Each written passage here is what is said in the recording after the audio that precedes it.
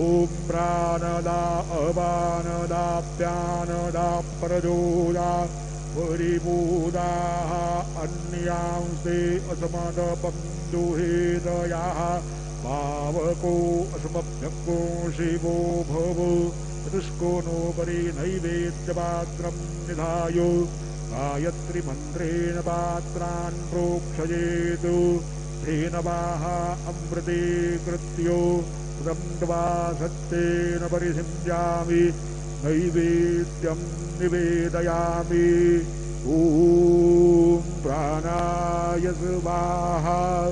ॐ अपानाय स्वाहा ॐ व्यानाय स्वाहा ॐ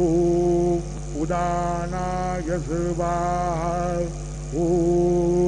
समानाय स्वाहा ॐ ब्रह्मणे नमः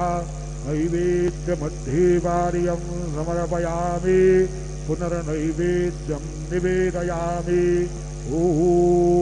प्राणाय स्वाहा ॐ अपानाय स्वाहा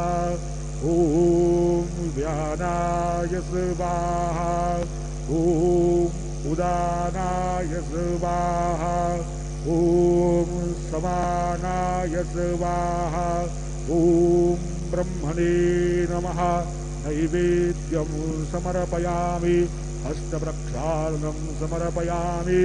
मुखप्रक्षालनं समर्पयामि सद्गुरु साईनाथ देवताभ्यो नमः चरणकमले प्रार्थनापूर्वक नमस्कारं करोमि श्री सच्चिदानंद सद्गुरु साईनाथ महाराज की जय।